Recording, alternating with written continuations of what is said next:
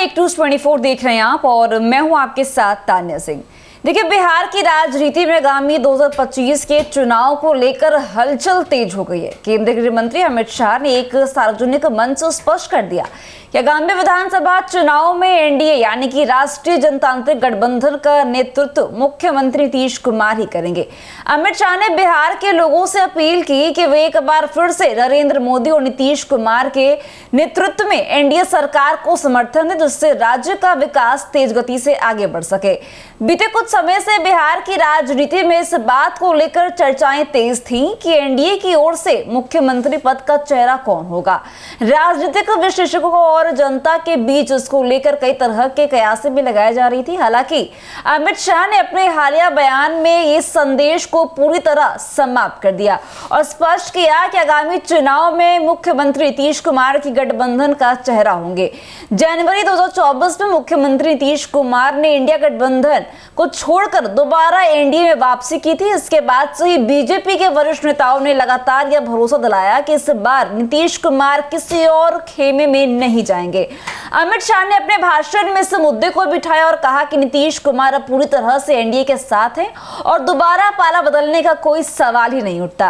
नीतीश कुमार ने इस कार्यक्रम के दौरान जनता को संबोधित करते हुए यह स्वीकार किया कि उन्होंने 2 बार गलती से गठबंधन बदला था, लेकिन अब ऐसा नहीं होगा। उन्होंने अपने बयान में यह भी कहा कि 2005 से उनकी सरकार बिहार के विकास के लिए लगातार काम कर रही है और इस दिशा में केंद्र सरकार का भी पूरा सहयोग मिल रहा है। बिहार की राजधानी पटना में बापू सभागार में आयोजित इस कार्यक्रम में केंद्रीय गृह मंत्री अमित शाह ने कई विकास योजनाओं का उद्घाटन और शिलान्यास भी किया। इनमें से मखाना प्रोसेसिंग यूनिट की शुरुआत से लेकर दुग्ध उत्पादन और मत्स्य जीवित सहयोग समिति से जुड़ी विभिन्न परियोजनाएं शामिल थीं।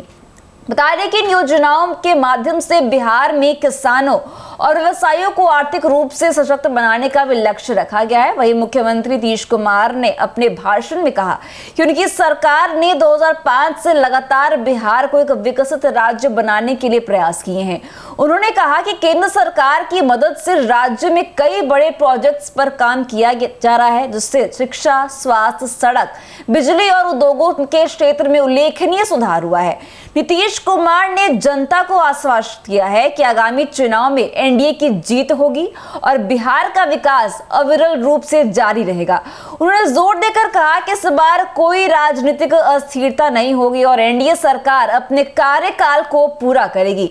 इस कार्यक्रम में बिहार के उप मुख्यमंत्री सम्राट चौधरी भी मौजूद थे। उन्होंने भी नीतीश कुमार के नेतृत्व को समर्थन देते हुए कहा कि बिहार की जनता ने एनडीए पर भरोसा जताया है और वह 2025 में एक बार फिर से इसे जिताने के लिए तैयार है। अमित शाह ने अपने संबोधन में बिहार के लोगों से आग्रह किया कि वे नरेंद्र मोदी और नीतीश कुमार के नेतृत्व में फिर से एनडीए सरकार को समर्थन दें ताकि बिहार का विकास और तेजी से हो सके। उन्होंने यह भी कहा कि बिहार में बीजेपी और जदयू के गठबंधन से राज्य को एक स्थिर और मजबूत सरकार मिली है, जिससे जनता को लाभ हुआ है। वहीं राजनीतिक विशेषज्ञों का यह भी मानना है कि इस घोषणा के बाद से बिहार की राजनीति में स्पष्टता आ गई है और एनडीए अपने चुनावी अभियान को पूरी तरह से मजबूती के साथ आगे बढ़ाने के लिए तैयार हो गई है।